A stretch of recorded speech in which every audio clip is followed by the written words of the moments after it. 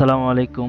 আজকে আমি আলোচনা করব ওয়ার্ডপ্রেস সাইটে কিভাবে আপনি র্যাকম্যাথ এসইও প্লাগইনটা ফুলফিল সেটআপ করতে পারেন। আমি এটা সম্পূর্ণরূপে দেখানোর চেষ্টা করব ইনশাআল্লাহ। এইটা হচ্ছে একটা ওয়ার্ডপ্রেসের ড্যাশবোর্ড সাইট। আমি এই ড্যাশবোর্ড থেকে কিভাবে র্যাকম্যাথ এসইও প্লাগইনটা ফুল সেটআপ করতে হয় আমি এ টু জেড আপনাদের দেখাবো। দেখেন এখান থেকে আমি যাব প্লাগইনস থেকে সরাসরি যাব অ্যাড প্লাগইন থেকে এরকম একটা সার্চ প্লাগইন লেখা থাকবে, পাশে আমি সার্চ করব র্যাঙ্ক ম্যাথ লেখার পরে এই যে এরকম একটা ইন্টারফেস আসবে যে rank math SEO AI SEO tools to dominate SEO rankings. তো দেখেন এটার রেটিংস যদি আপনি দেখেন এটা প্রায় 3+ মিলিয়ন অর্থাৎ 3 মিলিয়নের উপরে এটা অ্যাক্টিভেশন হয়েছে আর কি।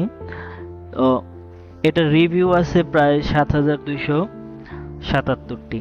তো আমি এখান থেকে এই র্যাঙ্কম্যাথ এসইও প্লাগইনটা ইনস্টল নাও-এ ক্লিক করব।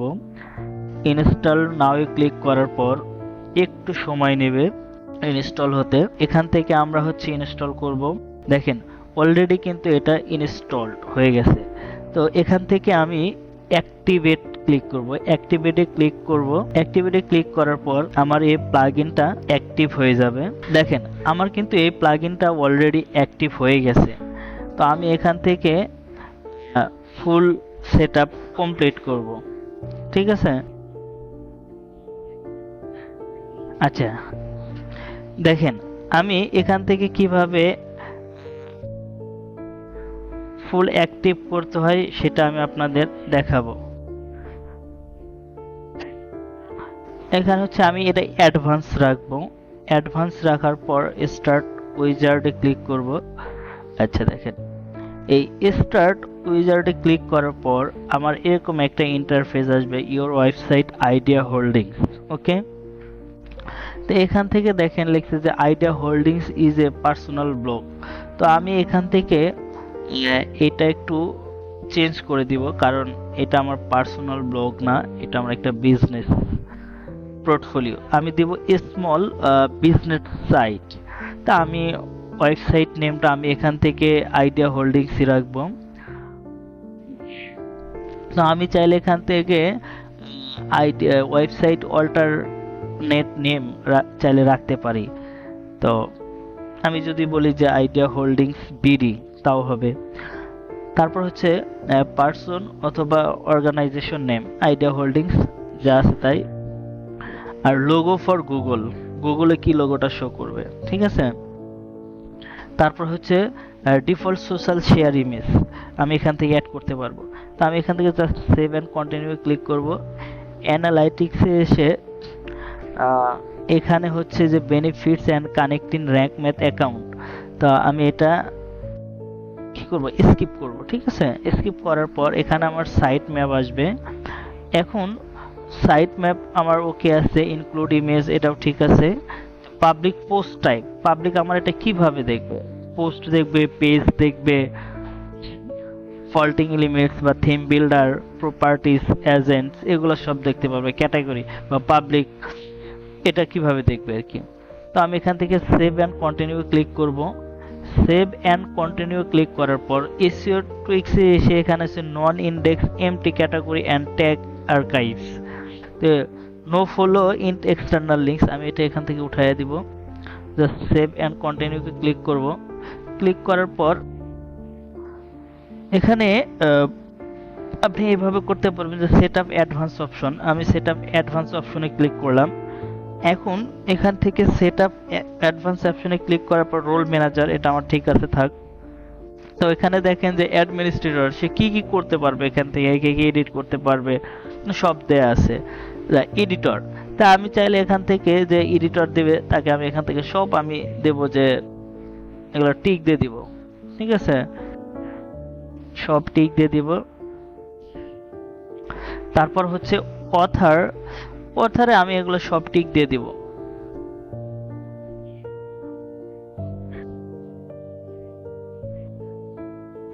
কন্ট্রিবিউটর, তে আমি এখান থেকে দিয়ে দেব যেটা যেটা দরকার, যে কন্ট্রিবিউট।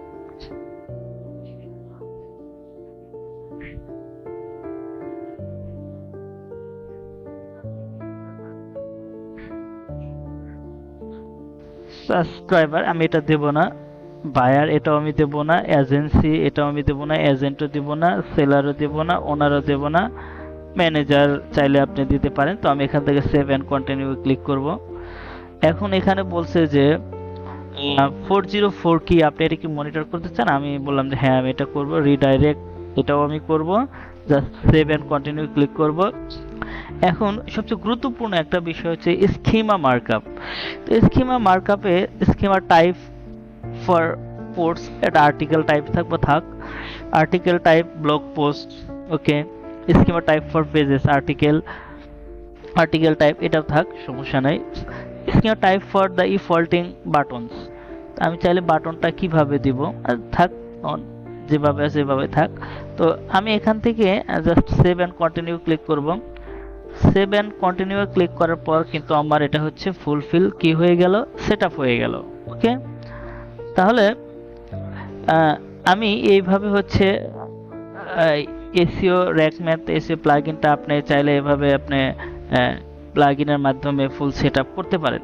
এখানে আরো কিছু ফিচার আছে, আর এটা যদি আমি নিতে চাই তাহলে সেটাকে আমাকে প্রিমিয়াম ভার্সন নিতে হবে র্যাঙ্ক ম্যাথের। তো আমরা প্রিমিয়াম নেব না, তো আমরা যেগুলো সেভ করছি ইনশাআল্লাহ এটা দিয়ে আমরা মোটামুটি এসইও কাজ কমপ্লিট করতে পারবো। আর যেগুলো হচ্ছে আমাকে এআই ফিক্স করতে হবে, ওখানে লেখাই থাকবে যে আপনার এআই ফিক্স করতে, যেমন আমি চাইলে এটাও দিয়ে দিতে পারি, ইমেজ এসইও করব, এটাও করতে পারবো না। আমার যেগুলা বাদ পড়ছে আমি চাইলে এখান থেকে এটা করে দিতে পারবো, ঠিক আছে। তো মোটামুটি আমার এখানে ও কমার্স না, আমার দরকার নাই, এটার কোনো প্রয়োজন নেই। যা আছে আমি এখানে অলরেডি কি করে ফেলছি, কমপ্লিট করে ফেলছি। এখন আমি যে এটা কমপ্লিট করলাম বা আমার এটা এসইও প্লাগইনটা যে আমি সেটআপ করলাম, দেখি আমার এটা কোনো কাজ করে কিনা, ঠিক আছে। তো আমি এখান থেকে যাব একটা পেজে, পেজে থেকে যাব অল পেজেস, অল পেজেসে গিয়ে ধরেন আমি একটা পেজ এডিট করে দেখব যে আসলে এটা হচ্ছে আমার যে আমি র্যাঙ্ক ম্যাথ এসইও প্লাগইনটা সেটআপ করলাম এটা কাজ করে কিনা। ধরেন আমি অ্যাবাউট সেকশনটা এখান থেকে হচ্ছে আমি এডিট অপশন যাব, এডিট অপশনে গিয়ে এটা এডিট করব, দেখি আমার এখানে আসে কিনা। আমি এখান থেকে যাব এডিট উইথ এলিমেন্টর, এখান থেকে এডিট উইথ এলিমেন্টরে আসার পর হচ্ছে একটু সময় লাগবে। তো এডিট উইথ এলিমেন্টর আসার পর আমি এখান থেকে হচ্ছে এই পেজটার জন্য আমি সবকিছু এডিট করতে পারবো, যেহেতু এটা ওয়ার্ডপ্রেস এলিমেন্টর প্লাগইন দিয়ে বিল্ড করা। তো আমি আপনাদের জাস্ট দেখাবো যে আমি এই যে এসইও র্যাঙ্ক ম্যাথ প্লাগইনটা অ্যাক্টিভেট করার পর এটা কাজ করে কিনা এটা দেখানোর জন্য জাস্ট আমি এখান থেকে এসইও তে ক্লিক করলাম, ঠিক আছে।